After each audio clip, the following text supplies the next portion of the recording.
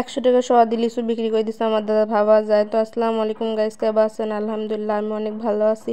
তো ভাবছিলাম দাদার বাড়ি আইসি একটু লিচু টুচু পাহাড়া টাহাড় দেবো, একটু সাহায্য টাহায্য করবো। তো আইসি শুনলাম যে লিচু নাকি বিক্রি করে দিছে। তো লোকটারা তো তাড়াতাড়ি সকাল সকালে আইসে যে লিচু পাড়ার জন্যে চলে আইসে। দেখেন এখানে একটা ছেলে তাড়াতাড়ি গাছে উঠি পড়ছে, বুঝছেন? তাড়াতাড়ি করে লিচু পাই তাড়াতাড়ি চলে যাবি। আমরা এবার প্রথমে লিচু বিক্রি করছি, বুঝছেন? তো আপনারা একটু জানটা না যায় যে আসলে লিচু বিক্রি করা লস হয়েছে নাকি লাভ হয়েছে।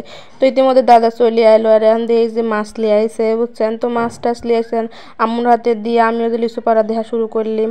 তো হেনে তো ওরা সেই বড় বড় লিচুর ডাল ভাঙতেছিল। তো দাদা দেখি তো করছিল এত বড় বড় কি জন্য ডাল ভাঙতেছে, একটু ছোট ছোট করে ডাল টাল বড় করে ভাঙার তো দরকার নাই। তো তারা করছিল যে যত বড় করে ভাঙবো ততই আপনার লাভ, পরবর্তীতে লিচু আরও ভালো পাবেন। তো দাদা তো তাও মানতেছিল না, করছে যে একটু ছোট করেই কাটো, মানে ভাঙো। যাই হোক, তো আমি আবার এনে লিচু টুচু দেখতেছিলাম যে আসলে কত বড় হয়েছে, দূরের থেকে তো অত বোঝা যায় না।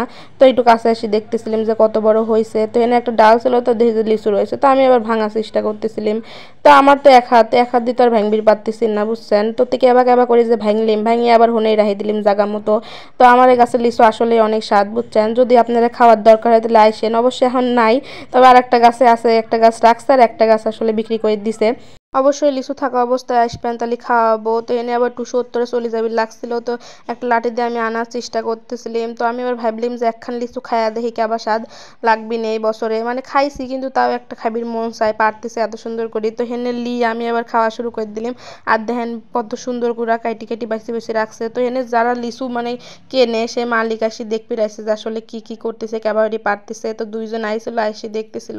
আর দেখেন কিভাবে লিচু পারতেছে, একেবারে সাফ করে দিছে আমার গাছ। কল লাগে গাছে তো এমন কোনো পাতাই নাই। তো ওই ছোটো বাচ্চা করছিলাম যে আমাকে দুটি দিয়ে যাও, তো ভাঙাতা। পরে ওই চূড়াতার নিচে মনে হয় পড়ছিল, সেনে দুটি দিল আর একটা খাইলো। তো ওরা ভালোই খাইছে, মানে পারিয়েওছে যেরকম খাইয়েওছে সেরকম, আবার লসও দিয়ে গেছে, মানে যত টাকার বিক্রি করার কথা সে অনুসারে আবার আমার লস দিয়ে দিছে। তো হেনে আবার ওরা আবার সব ভাঙি টাঙি এখন ঠিক মতো গুছা লিবি, কারণ হচ্ছে পাতা টাতা বেশি লিবিলা, তো সব ভালো মতো ভাঙি তারপরে লিবি। তো এটি দেখাচ্ছিলাম। আর এদের এনে কয়েকটা ঝুরা লিচুও ছিল।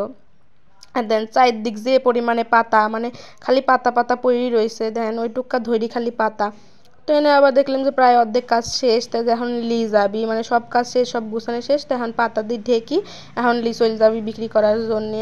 আর আমি বুঝলাম না ওরা কীভাবে কোন প্রসেসে লেয় যে এত সুন্দর থাকে। তা আমরা আবার পাইলি সাথে সাথে কেমন যেন ফ্যাপসা ফ্যাপসা কালার হয়ে আসি যায়, মানে পাতারও একটা অন্যরকম কালার হয়ে যায়, আবার লিচুর অন্যরকম কালার হয়ে যায়। ওরা কোন প্রসেসে লেয় আল্লাহ জানে।